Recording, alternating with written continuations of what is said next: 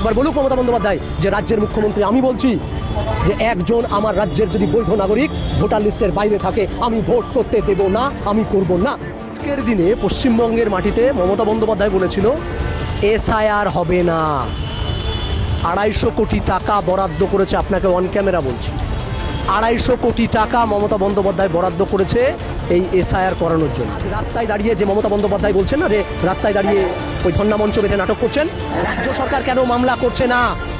কেন মমতা বন্দ্যোপাধ্যায় নিজে যাচ্ছে একজন ইন্ডিভিজুয়াল মামলা করা, আর একটা সরকার স্বতঃপ্রণোদিতভাবে তার স্টেটের জন্য, স্টেটের মানুষের সুরক্ষা কবচের জন্য মামলা করা, দুটো আলাদা জিনিস। ধর্ণা মঞ্চ থেকে মুখ্যমন্ত্রী মমতা বন্দ্যোপাধ্যায় বলেছে আমরা আছি বলে তোমরা বেঁচে আছো, এটা কেমন চোখে দেখছেন? বন্দ্যোপাধ্যায় যেখানে যেখানে মানুষকে আশ্বস্ত করেছেন, মানুষ সেখানে সেখানে বিপদে পড়েছে। মমতা বন্দ্যোপাধ্যায়কে আমি মনে করি যে যার দিকে ওর নজর পড়েছে তার শনির্দশা এসছে। নাহলে আজকের দিনে পশ্চিমবঙ্গের মাটিতে মমতা বন্দ্যোপাধ্যায় বলেছিল এসআইআর হবে না। 250 কোটি টাকা বরাদ্দ করেছে, আপনাকে অন ক্যামেরা বলছি, 250 কোটি টাকা মমতা বন্দ্যোপাধ্যায় বরাদ্দ করেছে এই এসআইআর করানোর জন্য। 90,000 বিএলও, ইআরও, এইআরও অফিসার অ্যাপয়েন্ট করেছে। লজিক্যাল ডিসক্রিপেন্সি যখন হয়, নির্বাচন কমিশন করে, তখন তাদের হিয়ারিংগুলো করেছে এই রাজ্যের রাজ্য সরকারের কর্মচারীরা। মমতা বন্দ্যোপাধ্যায় তো রাজ্যের মুখ্যমন্ত্রী, তাদের জন্যে, তাদের ডকুমেন্টারি শিথিলতার জন্যে মমতা বন্দ্যোপাধ্যায় যে সমস্ত এইআরওদেরকে দিয়ে হিয়ারিংগুলো করালেন, তাদের জন্যে, সাধারণ মানুষের জন্য কি ব্যবস্থা নিলেন? ব্যবস্থা নিয়েছেন মমতা বন্দ্যোপাধ্যায়? নেননি। কারণ উনিও জানেন 21-এর ভোট বৈতরণী যেভাবে পার করেছিলেন এনআরসি, সিএ নাম দিয়ে, এবার এসআইআরের নাম দিয়ে ভোট বৈতরণী পার করতে চাইছেন। তার জন্য দেখেন ধর্ণা মঞ্চে বসে আছে নাটক করতে। লড়াইটা সুপ্রিম কোর্টে, লড়াইটা রাস্তায়। আজ রাস্তায় দাঁড়িয়ে যে মমতা বন্দ্যোপাধ্যায় বলছেন না যে রাস্তায় দাঁড়িয়ে ওই ধর্ণা মঞ্চ বেঁধে নাটক করছেন, সেখানে দেখবেন ওই ইনি বিনি তাপা তিনি করে নাটক শুরু করেছে। মঞ্চে নৃত্য চলছে, সাধারণ মানুষ ঘুমোতে পারছে না বাড়িতে, তার নাগরিকত্বের অধিকার চলে যাচ্ছে, তার ভোটাধিকার চলে যাওয়ার সমস্যার মধ্যে রয়েছে। সামনে আপকামিং নির্বাচনে তারা অংশগ্রহণ করতে পারবে কিনা সেটা সবথেকে বড় সন্দেহ।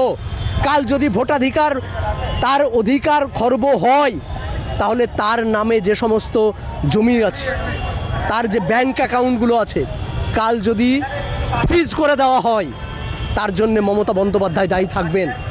কারণ মমতা বন্দ্যোপাধ্যায় বলেছিলেন এই রাজ্যে এসআইআর হবে না।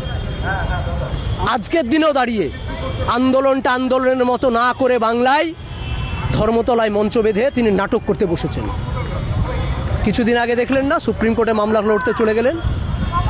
নাম্বার 1 ফুটেজ খোর মমতা বন্দ্যোপাধ্যায়। ফুটেজ কোথায় নিতে হয় ও খুব ভালো করে জানে। তার কারণ একটাই, আইনজীবীরা আর্গুমেন্ট করে, বড় বড় আইনজীবী অ্যাপয়েন্ট করেছেন। আপনি যখন পার্থ চ্যাটার্জিদেরকে বাঁচানোর জন্য, ওই কালীঘাটের কাকুদেরকে বাঁচানোর জন্য যখন কোটি কোটি টাকা অ্যাপয়েন্ট করতে পারেন, সেই সমস্ত আইনজীবীদেরকে অ্যাপয়েন্ট করে আপনি আর্গুমেন্টগুলো লজিক্যাল করতে পারতেন, সংবিধান সম্মত করতে পারতেন। কিন্তু আপনি কালো ফতুয়া পরে চলে গেলেন কেন? আর কদিন পরে যে রমজান চলছে না, ওনার খুব কষ্ট হচ্ছে, মাথায় ফতুয়া দিয়ে ইফতারগুলো করতে পারছে না। কারণ মুসলমান তো বুঝে গেছে, বুঝে যাচ্ছে যে আজকে 60 লক্ষ মানুষ যে বঞ্চিত হয়েছে হিন্দু মুসলমান নির্বিশেষে, তাদের পাশে মমতা বন্দ্যোপাধ্যায় কতটা? রাজ্য সরকার কেন মামলা করছে না?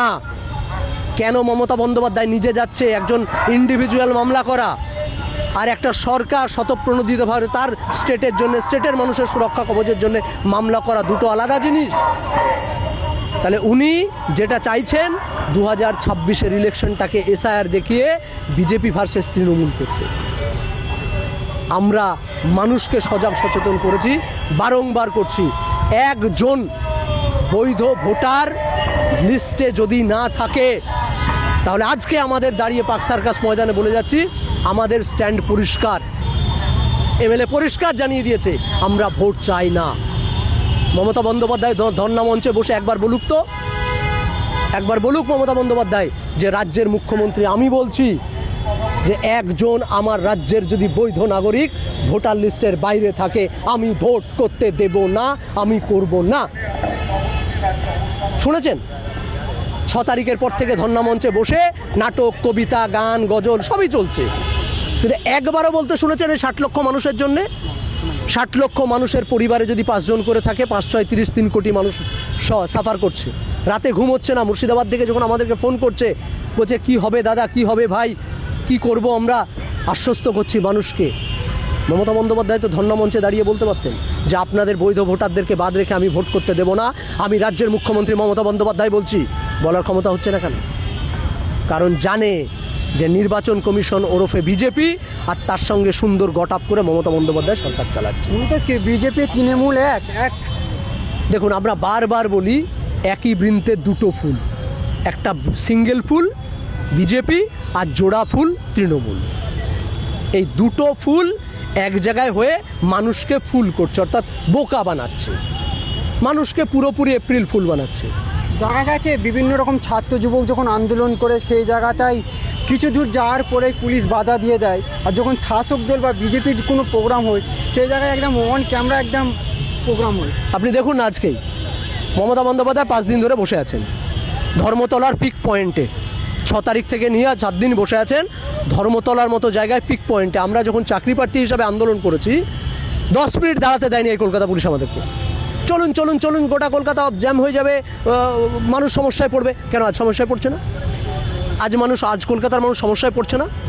ধর্মতলা অবরোধ করে বসে আছে, ধর্মতলা অবরোধ করে বসে আছে, আজ সমস্যা হচ্ছে না?